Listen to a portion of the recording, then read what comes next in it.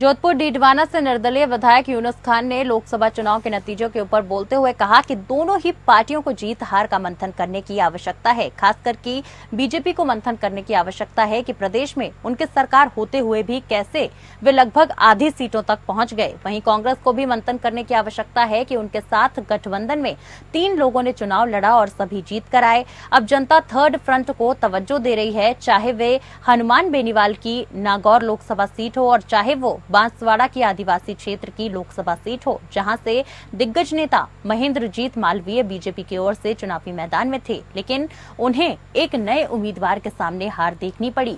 इसके साथ ही लोगों ने दल बदल की राजनीति करते हुए कांग्रेस विचारधारा के लोग बीजेपी में गए और बीजेपी के विचारधारा के लोग कांग्रेस में गए, लेकिन लोगों ने दोनों ही विचारधारा को नकारते हुए कम्युनिस्ट विचारधारा को वोट दिए हैं। ऐसे में दोनों ही राष्ट्रीय पार्टियों को मंथन करने की आवश्यकता है और खासकर की डबल इंजन की सरकार वाली पार्टी को तो विशेषकर विचार करने की जरूरत है।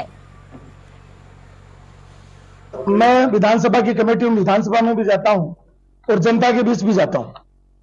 जो हालात आजादी के बाद में इस वर्ष पानी और बिजली को लेके हुए राजस्थान में आज तक नहीं है।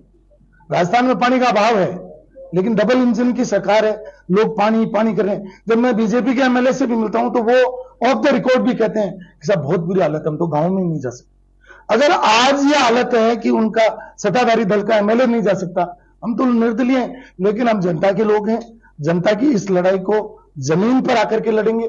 और मैं मुख्यमंत्री जी से मेरा बहुत विनम्रता के साथ आग्रह है कि ये घूमना फिरना बंद करें और उनसे आग्रह है कि राजस्थान की जनता बिजली और पानी सरप्लस स्टेट है, आपके पास 37,000 मेगावाट बिजली है, 19,000 मेगावाट आपको चाहिए, तो ये बाकी बिजली जा कहां रही है? अगर गहलोत सरकार ने गलत मान लीजिए कर लिया तो आपके पास अधिकार है उसको रोकने का। जब आपने गहलोत सरकार की बाकी स्कीम्स को आपने रोक दिया, जो जन कल्याणकारी मान लो गहलोत साहब कह रहे थी, उनको रोक दिया, तो बिजली को कैसे नहीं रोक पाए आप?